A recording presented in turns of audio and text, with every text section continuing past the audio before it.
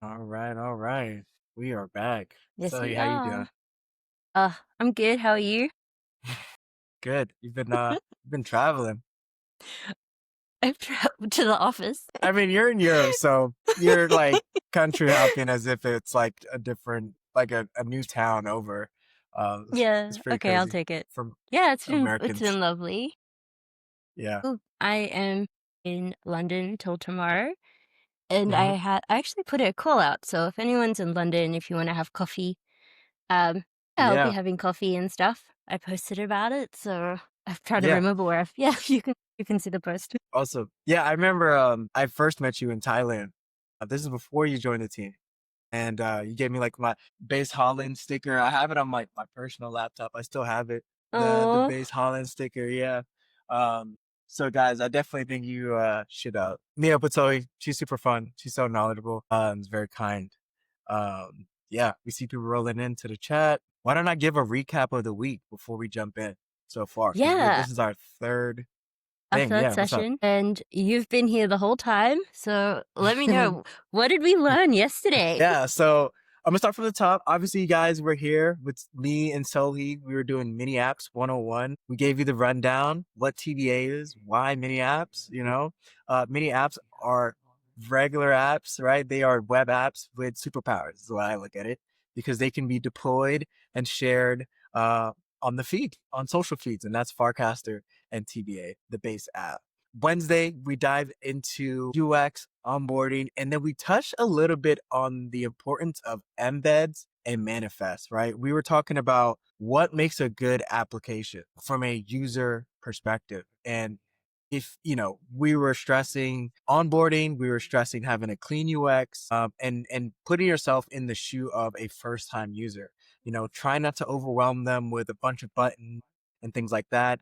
It's good to have uh, how to use this app page. You should have some sort of like cues to nudge your users, right? And to not give them too many pop-ups, right? If you are asking them to sign into Farcaster, as soon as they open your app, you might lose a couple users, right? Some people may abandon your app entirely, right? So try and make it super easy for them to use, and then only require signatures or transactions when desperately needed, like at the very last step, once they're already bought in, and then make that transaction gasless. So Hmm. no, I'm not AI. I promise. I promise. You might see me glitch, but I'm not AI. That was at birth. Okay. If you see me glitch, that was at birth. All right. And then today, right? All right. So we talked a little about UX, but today we're going to talk about social stuff, right? Like, I feel like you're going to talk a little bit more about embeds, maybe metadata, maybe sharing, maybe some Yes. hooks. I don't know. Tell us what do you got planned today, Sally? So I made two posts today. Everybody could see them.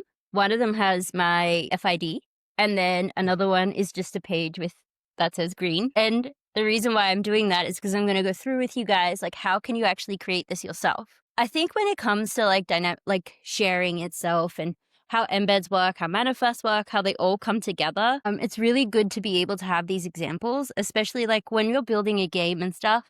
These are your cues. This is the way to like sort of look into distribution. Have items, have things that people can share, can talk about, make the app like, yeah, making the app a bit more like socially viral.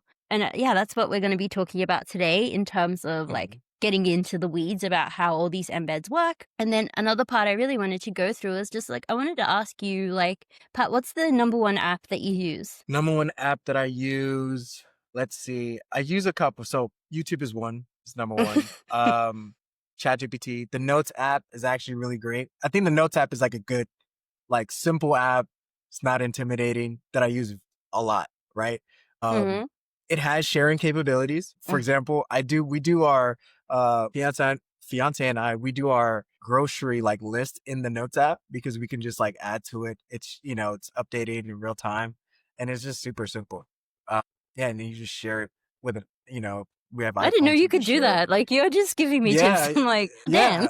Yeah. Yeah. Optimize your life. Yeah. Yeah.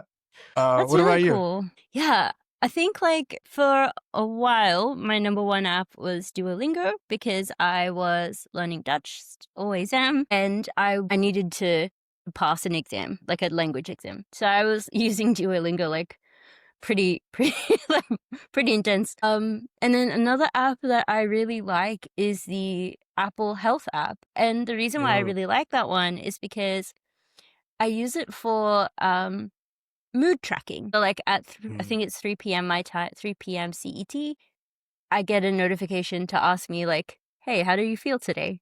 And then mhm, it's literally just a little quiz about how I feel, and then I can see, mhm. oh, okay, like this is how my moods. So these are my moods like every day. Like this is how I'm sort of feeling at this time of the day.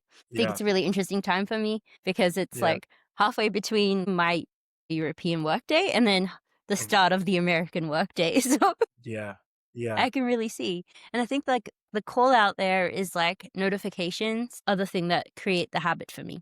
And that's a really Yes. powerful part of building social. And I know, because Khadijah, she uses Duolingo, like, that little bird, man, those notifications, like, he ends up, like, if you don't, like, check in on him in a couple of days, he's looking real stressed out. So, yeah, I can see how notification plays a big role in calling your users back into your application, right? Giving them a little carrot, and nudging them to say, like, "Hey, check in on the app." And I think those are some of the, dopest mini apps, right? The ones that you kind of have to do like a daily check in, whether it's like maintaining, like a farm animal or a plant or something like that. Those are really cool. And it adds like a social element to it as well. 100%. I think like these are all the things that also, if these apps weren't good, if they didn't have good UX, like we talked about yesterday, we wouldn't come back to them, no matter the notifications. If there Yeah. isn't a reward in it for me to open it up and to do it again, I'm not Yes. going to do it. So making sure like these, as we've been going through the week, every pillar is something that makes a really good app. And one Hmm. thing that I want us as developers to sort of think about is I want us to think about mini apps are apps. They aren't very small. Like you guys have seen them, they're not very Hmm. small in feature Hmm. set. In fact, Hmm. they're quite rich in a feature set. When you Hmm. really think about the fact that you can spin a Next.js app up, get it up and running very fast. While base app doesn't support notifications yet, it is something that the team is working so incredibly hard to push forward with, and I'm so excited for everyone to see when they're alive.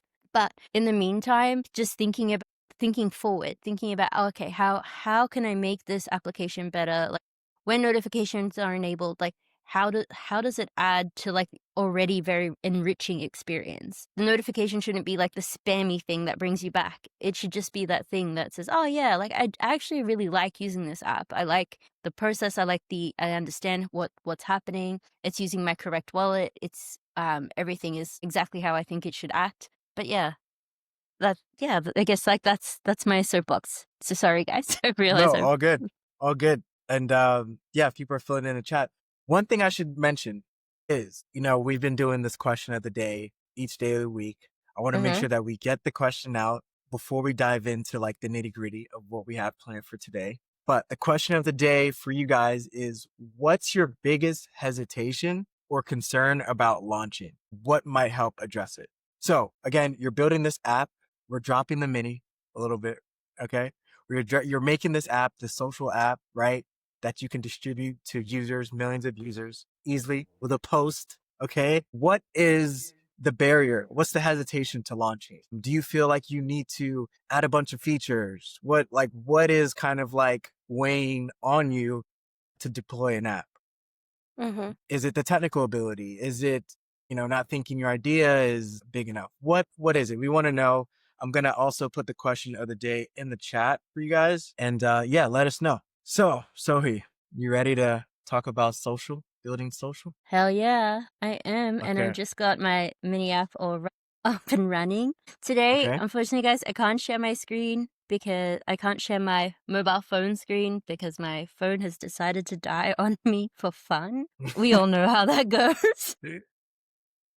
So I'm Doing its gonna own thing. share. But the really good thing about mini apps is that, like I've said before, if it works in Farcaster, it works in the base app, and I'm gonna show you guys how it works in Farcaster and WebView. So let's get my screen up and running. I'm gonna show you guys like the documentation that we have for today's lesson. Of course. And at any point, I've got Pat's looking at the chat. So any questions, always drop them. We love to see them. Right. Oh, there we go. So today we're going to be talking directly from Sharing Your Mini App. The Sharing Your Mini App guide is a way that we break down how embed metadata works, how Farcaster metadata works, your manifest works together. And one of the things that I really love is like this diagram right here. When you have when you have a mini app, it's not just a URL that you're sharing. And the way that this works, you'll see like So a can you zoom in just a little bit? I'm sorry. yeah. Oh, Excellent. is it? Yeah, kind of. It's a bit better, right? No. Yeah, no, this is good. No, this is better. Okay. No, for sure. Okay, awesome. Well, first I'm going to show you guys like what does the embed look like. So this is like an example of an embed. Some text, there's an image, it has a call to action, which is just open. Then I'm going to go back to this. So how does that all get together? So you as a user, you take a URL for your app. Then the base app will request your Open Graph data. So Open Graph is like what you see like when I share Facebook and you see like the Facebook logo on that share image, that is the share image. And that is the same thing for mini apps, except we all customize ours because they're apps. And then what will happen is if it's just a static, it will just call the image that we have in our public folder. If it's a dynamic one, so this is like when I customize it. So the one that I just shared before, it actually has my FID. So you, Pat, if you opened that mini app and you click on the button which says share my FID, that will create the share embed with your FID in it, like with an image of your FID, which I think is really cool. And so I'm going to go through you guys how you can do this, because there's another way to do like static images as well. So for example, there was a really good question on Monday, and I am so sorry, but I forget the username, the person's username, but they asked that they were building an event mini app. And I hope you're here in the chat today, because this is specifically for you. They were building an event mini app, and every event they wanted to make wanted to have its own share image. And so, yes, you can do that. And the way that you would do that is through the dynamic metadata route, so the dynamic Open Graph route. It will trigger the image generation when the user just shares the embed, the actual link, and then the image itself will change, and you can it can be as simple as some text, and yeah, literally mine is an FID, so it's just text and a black background, and that's it. And I'm using like the Vercel Open Graph image library to generate that. So any questions about that? No? All clear? No? Yeah. Do you have recommendations on when to use one over the other? Like what types of apps would use static apps versus dynamic? Yeah. Like you mentioned the event management is a great one, but like what's a good good use case for static embeds? Yeah, a really good use case is I created this like Powerpuff Girls. You guys probably see it because I spam it a I bit. mentioned it yesterday too. They're probably like, yeah. These guys who just stop watching cartoons. I'm really surprised. Like, side note, there is actually a way to get Mojo Jojo, and no one's ever got it. So everyone must be a good Really? person that uses the app. That's neither here nor there. But a really good, what I really love about it is like when I want to tell people, oh, you should try this. Like, it's just a static image. That's it. Mhm. So like Mhm. maybe it's just an app that I want people to like. I'm not really customizing anything for myself. But when I do the quiz, so at the start, maybe I see it, I'm like, oh my God, this would be so fun. I want Pat to do it as well. But if I wanted then when I do the quiz, at the end of my quiz, I want to share my result. Just like if you guys ever did like BuzzFeed quizzes or even this like silly like Instagram filters with the things on your head that would flip over, you would want to share the results with your friend. Like that's a perfect example of like when to use dynamic metadata. Of course, if you have price, all this sort of stuff, but just these cues, these social cues that make it more likely that I'm going to share it. Awesome. And I'm just sharing them, the doc you're on. I just shared the link to that. So the way that we have this image here, and then we also we break it down. So about sharing the link, how the platform fetches the metadata becomes the embed is then in the feed.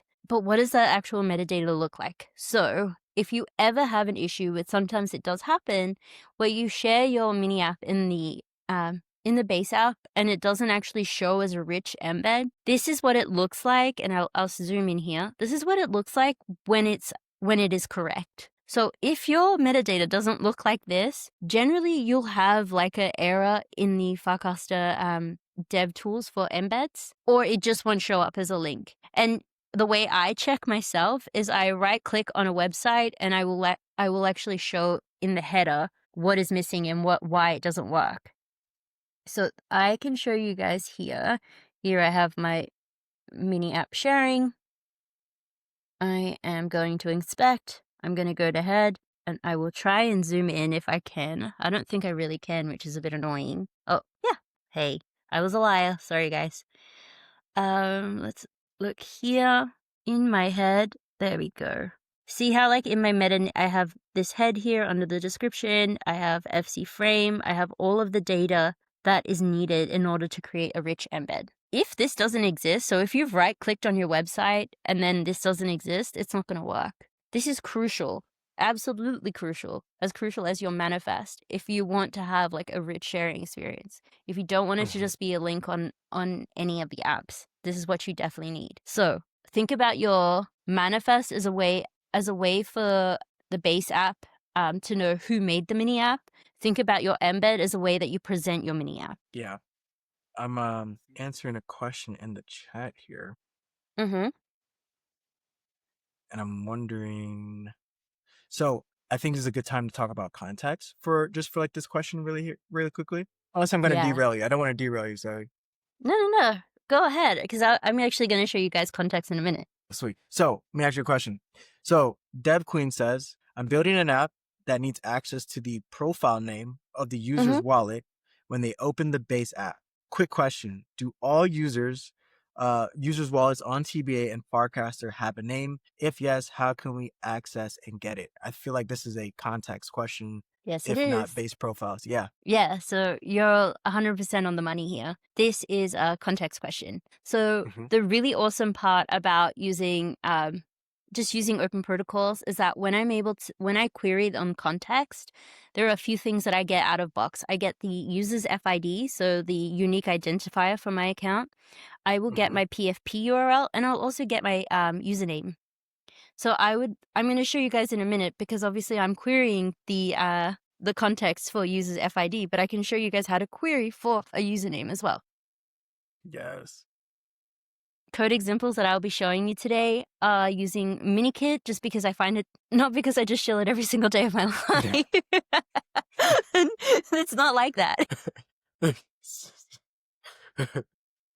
Someone actually messaged me the other day. I was like, oh, I saw that you've been shilling that for a while. I was like, friend, that's my job.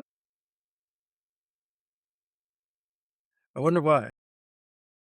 I was like, yeah, life update. Not because like it won't work in the Farcaster SDK or anything like that. It's just because it's the easiest for me to use, since I use it every single day. And that also is a second thing, is that there is no difference between like the Minikit using well, there's some differences, but using Minikit uses the Farcaster SDK, and I really want to hone in on that. So if you're a mini app developer, you don't like Next.js, which is okay.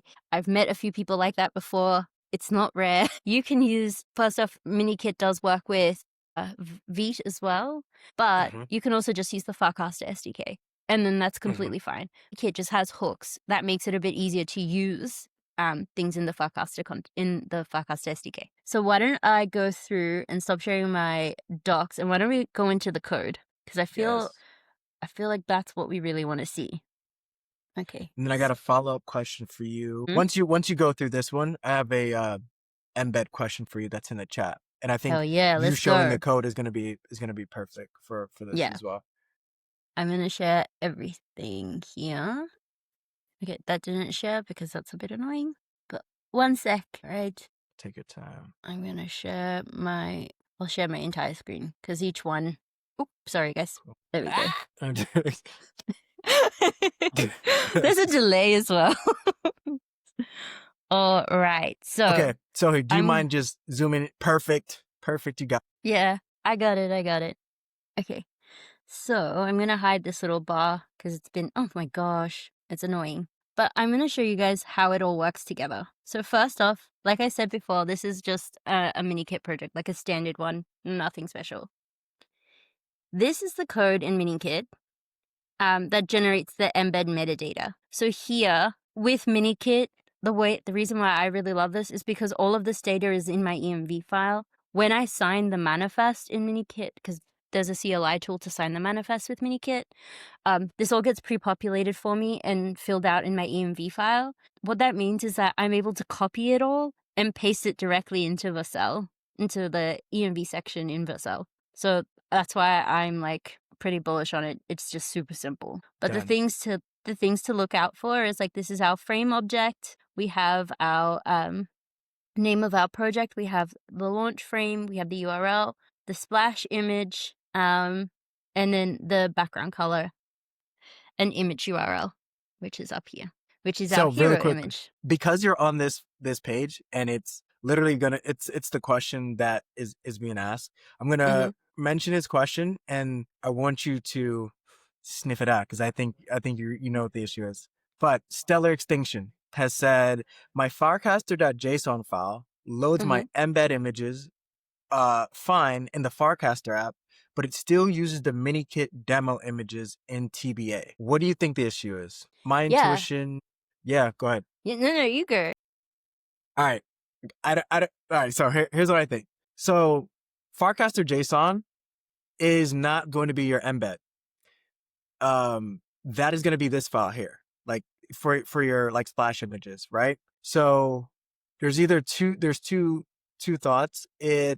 One, you may not have updated it, or you haven't posted the new link if you've like refreshed to TBA so that it Mm-hmm. can re-index your app and show the most refreshed image. Does that Yeah. make sense? What do you think is the issue? Yeah, that's one that I would definitely I would call out. Like, make sure that once you've changed the images, paste it again to re-index and update the cache. The second part is like it's kind of straight. It depends on how you've set up your mini app. But if one image is only existing in the Farcaster client and another image is existing in the base app client, unless you remember putting in specific code that you're querying the client, you're querying context for which Mm, app is using your mini app and you've changed it on that. That's the only, in from a code perspective, that's the only way that that's going to work. Because what Pat just said is right. The only thing that is determining what the embed is looking like is this, yeah, what you see here. And if you're using yeah. minikit, it's in your layout file. And I'm going to show you guys what that actually looks like. So this is the code here for Hmm. minikit. And then there's three, I'm sorry for all the like. So this is the first version of the mini app. So when I just share this and I were to just copy the link, bye.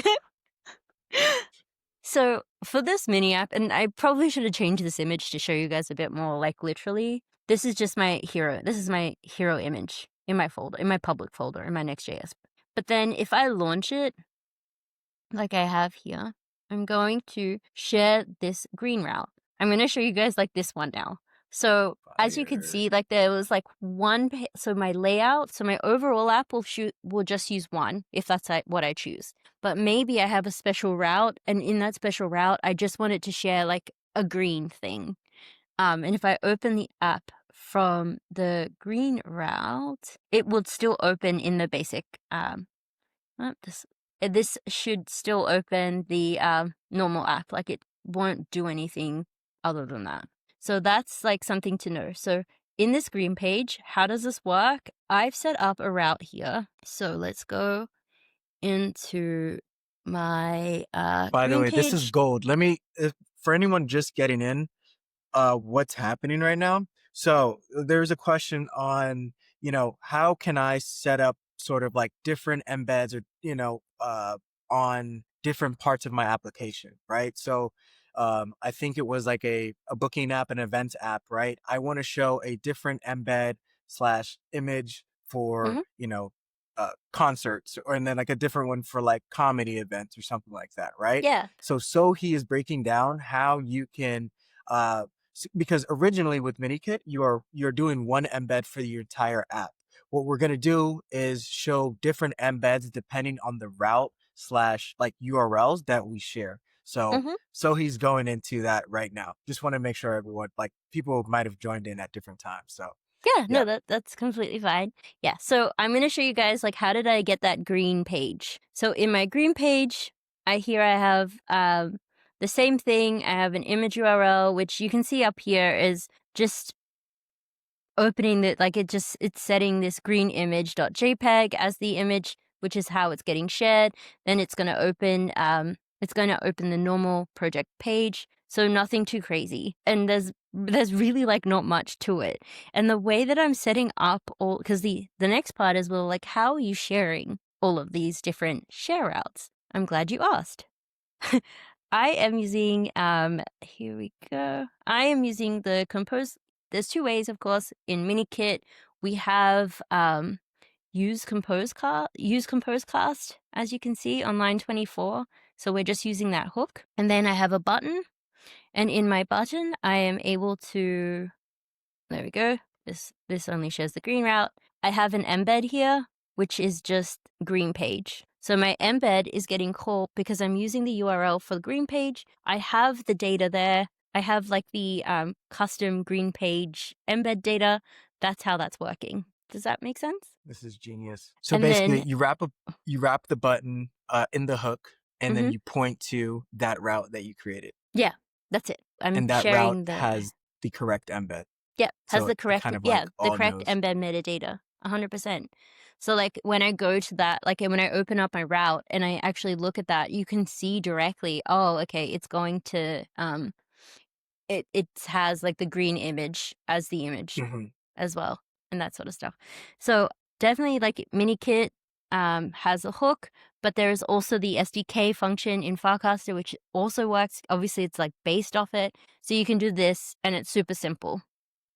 Um, so the next part is that I'm going to show you guys a dynamic route. A dynamic route is like something that is essentially the final boss for the event mini app. This is how your user can determine how it works, like what they're going to share. So I'm going to show you guys, like, and also it touches on like how this FID is being passed, because here you can see me using FID to share. So let's go up and see how this is working. Here I am I'm trying to, like, bear with me guys for, there we go. Finally I got it zoomed. So I hope this is really clear for you. But here I'm actually querying context. So here you can see, like, Mm, I'm using the mini app context, I'm using user, and then I'm getting FID. I have hard mhm, coded my FID, just in case it's not there, but you don't have to. So I think someone was asking, Code Queen, which I love the name, mhm. const username.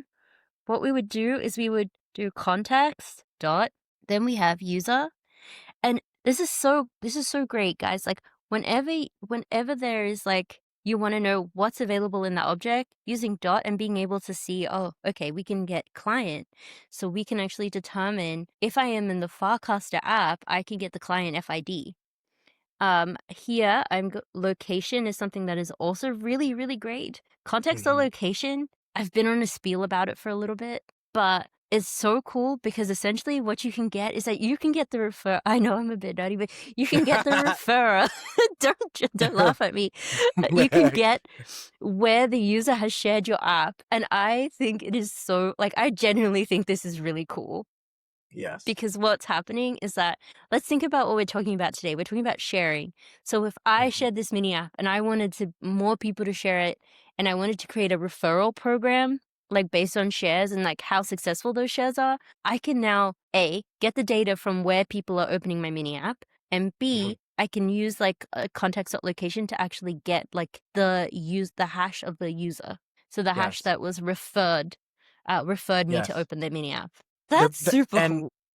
it's super cool. And if it's not clicking yet, like, getting your mini app working and getting users is like step one, stage zero sort of thing.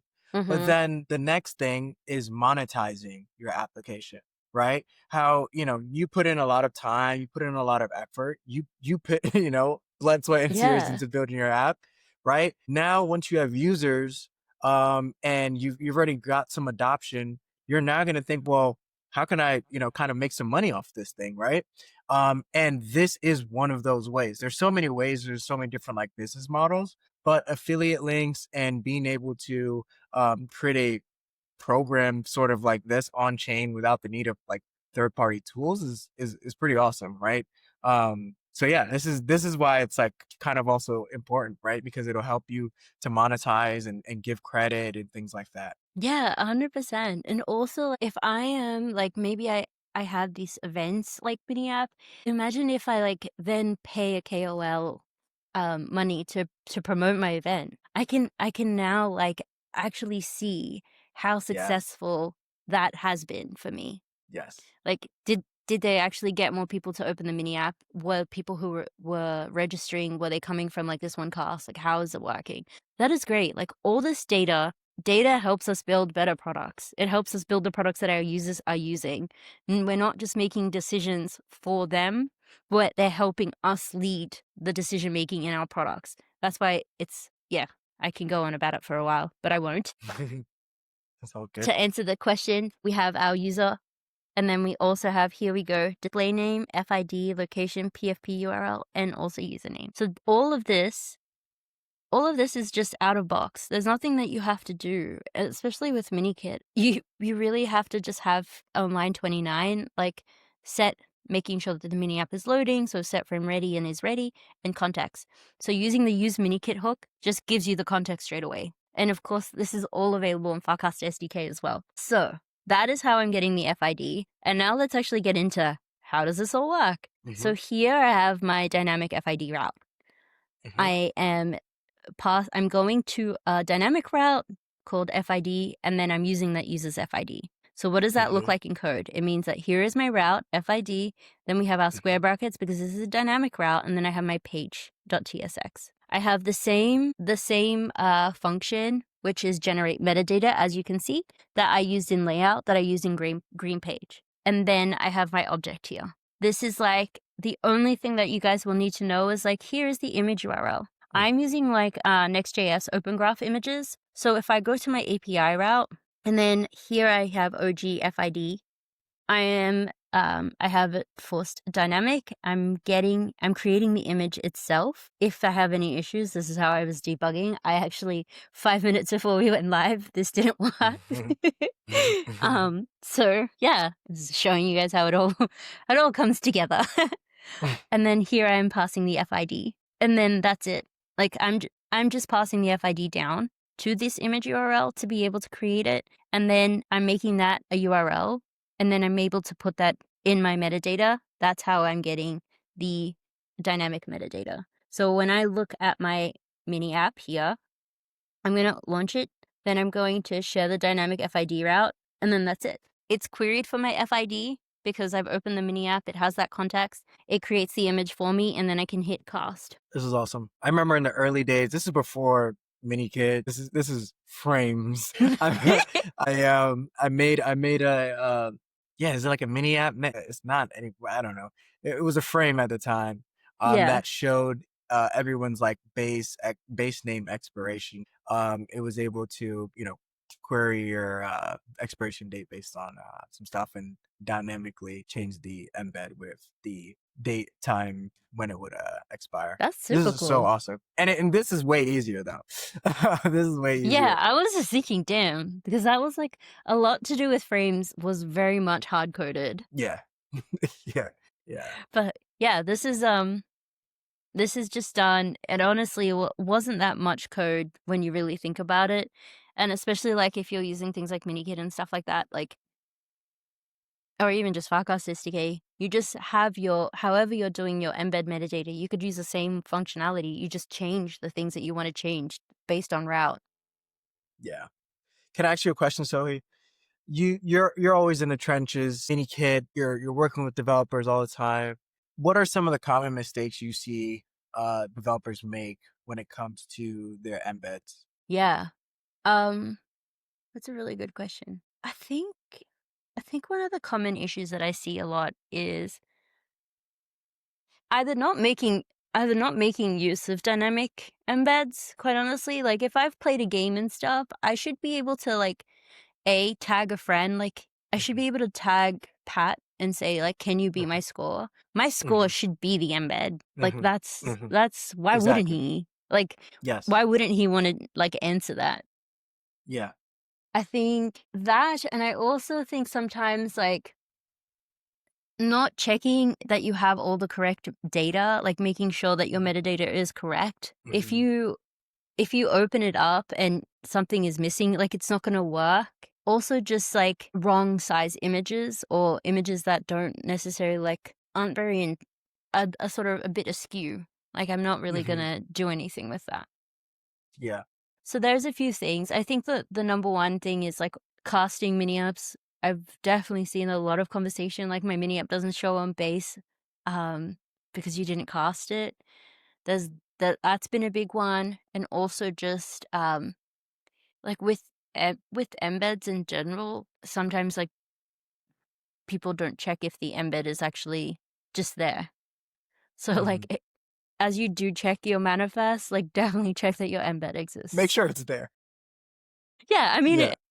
yeah, it No, depends for on, like, sure. I guess how you're building it, but yeah, it's something I have seen. Yeah. I think you bring up a good point. Like if you stay on that screen really quickly, imagine you're a user, you're scrolling the timeline and there's this off-centered image that's telling you to play some sort of game. You're going to be like, this is crap, right?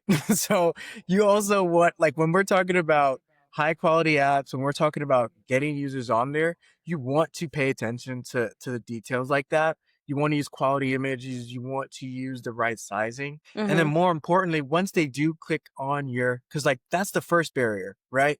But once they do click on your app, so it makes a good point. She mentioned earlier, like rewards, like as humans, like we need some sort of reward for the things we do, right? Sometimes like even when we're just scrolling, like there's like rewards baked in. That's how these apps are kind of like, they suck us in, right? These social apps, mhm, right? So create some sort of reward. And then you just mentioned how using custom metadata, i.e., sharing your score, putting your score inside that, using a dynamic embed to share scores and share the links like that, that is going to increase user engagement and enhance discoverability because there is this, okay, I'm going to play this game or I'm going to do this thing, I'm going to share my mood, check my mood, but then I can then go and say, i'm I'm happy for the day or I'm sad or whatever, I'm feeling such and such. Someone else check your score, right? Or check your mood or try and beat my high score. This like thing is what is called, thinking social.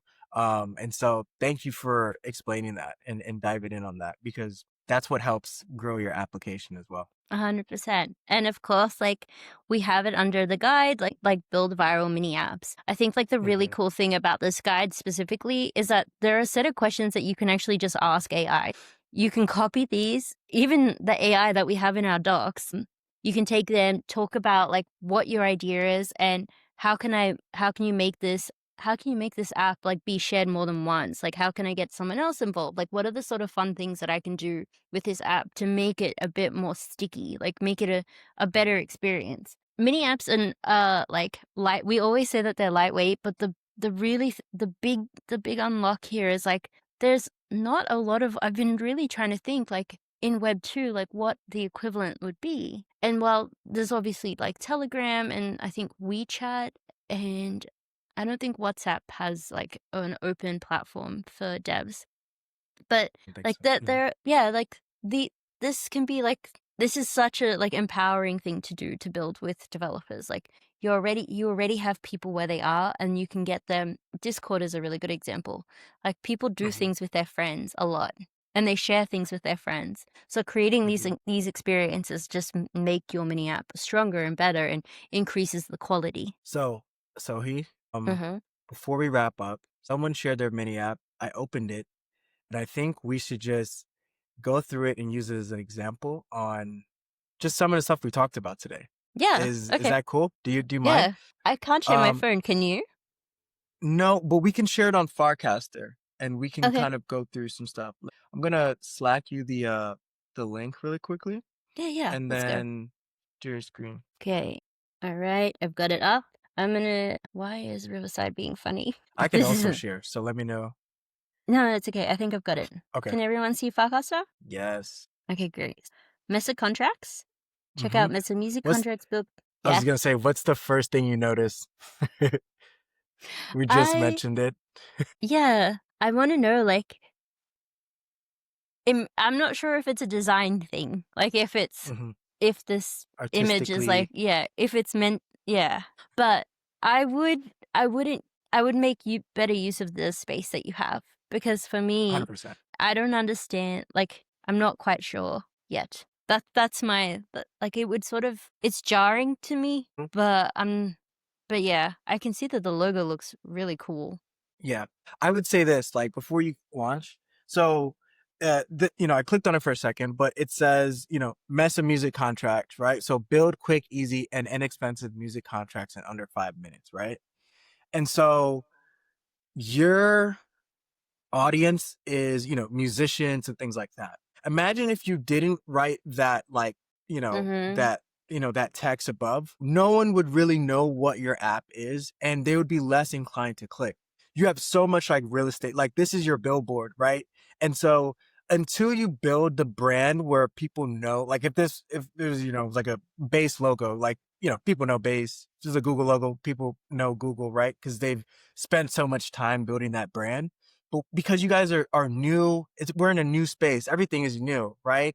And so you want to use that real estate there to really capture your audience. Maybe you put that message within your Yeah. image, right? So build quick and inexpensive music contracts, like, and then check it out. Like, your call to action versus launch Mesa contracts should say something like really witty, like, build your first contract or launch your first contract or something like Or even like that's such a good call out because I was just thinking like also you can also like use you could actually use this space for your mini app.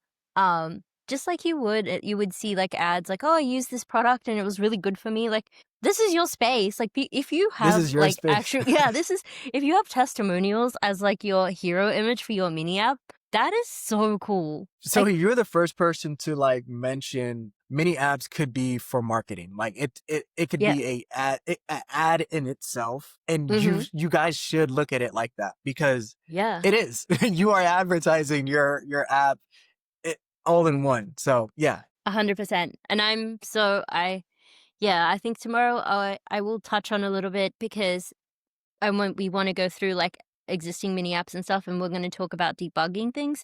Yeah, 100%. Like if you're an existing app developer, you do not have to think of a mini app as a net new app. You can actually Hmm. use it as a way to give people a taste of your app and then be able to use the full experience still on desktop because sometimes things are just better on desktop. Yeah. And that's the truth. Now if yeah. Now if you click Should on I? it, Yeah. yeah, click on it. Awesome. Boom. Right? Love it. Love it. Yes. Love this. Love this, right? I intuitively know what to do, right? Like Mhm. I need to click a language, contract jurisdiction. This might, and then I Yeah. hover over it. I may not know what that is. I may not know. I don't know, right? But at least it tells me. So this Mhm. is really good onboarding. Again, this isn't an app for everyone. Sounds like something for artists and musicians, right? And so Yep. this is likely something that would click to that, uh, persona. But this is a clean way to onboard someone into your app Yeah. so far. Yeah. I think it's really I don't great. know what to put here. Yeah. No, I love it. And it's Yeah. really clear what it does. So that makes me really happy as a dev. I saw like the little animation as well. I thought that was pretty cute. Yeah. It was definitely a Yeah. choice. But I think it's like just having it like this simple. Great job. Hmm. Great job. All right. Um, yeah, it's I great. think this is our session for today. Yeah. I think it's our session today. Simon. Yeah. Should we say anything else? What do we have? I mean, we have a Well, couple tomorrow, announcements. right? Yeah. We have Tomorrow. yeah. Tell us about tomorrow. Tomorrow we're going to be like we've brought you all this way to build these mini apps to make them gold standard, but now we're going to teach you guys how to like debug it. Like when things go wrong, I'm going to go through like a router for my existing mini app developers. I want to show you guys like how you can build a route in your app as a mini app. Hmm. You heard that Hmm. right. So you don't have to put the context provider like everywhere, you can actually Mhm. just make one particular route to see how just test mini apps out. See, like, do you get distribution? Is it working for you? All this sort of stuff. So I really want to go through that with you guys. And then when it goes wrong, what does it look like? I think that's super important as well. Yes. Awesome. Can't wait for tomorrow.